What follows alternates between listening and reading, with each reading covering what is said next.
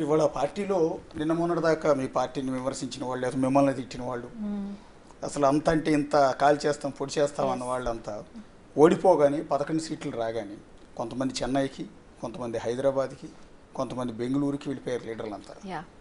ఎలా చూస్తారు దాన్ని? మీరు వెళ్ళి రిజల్ట్స్ వచ్చిన రోజు చూస్తే అందరు ఎక్కడని చూడండి, సజ్జల రామకృష్ణారెడ్డి అస్సలు కనిపించలేదు. నాకు తెలిసిన ఇన్ఫర్మేషన్ ప్రకారం 9:30కే షట్టర్ క్లోజ్ చేసి మొత్తం వెళ్ళిపోయారంట సజ్జల రామకృష్ణారెడ్డి, సజ్జల భార్గవ్ రెడ్డి. సో నేనేమంటానంటే జగన్మోహన్ రెడ్డిని నిలువునా ముంచింది వీళ్ళిద్దరే.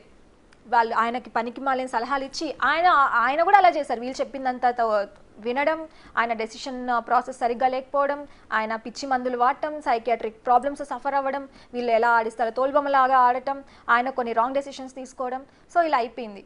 ఎలక్షన్స్ రిజల్ట్స్ రోజు వీళ్ళ ఫ్యూచర్ అర్థమైపోయింది. వీళ్ళు ఏంటంటే చాలా తప్పులు చేశారండి, చాలా స్కామ్స్ చేశారు. ఇప్పుడు స్కిల్ డెవలప్మెంట్ ఇష్యూ తీసుకొస్తాను నేను.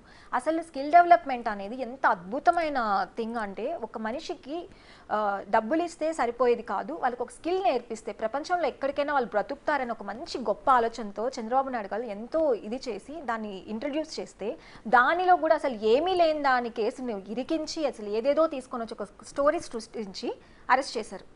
ఈ రోజు వాళ్ళు sand mafia, red sandal mafia, గంజాయి, ఇలా ఎన్నెన్నో మాఫియాలు, మద్యం మాఫియా, అసలు మద్యం తవ్వితే ఎంతమంది బయటికి వెళ్తారు, లోపలికి వెళ్తారు.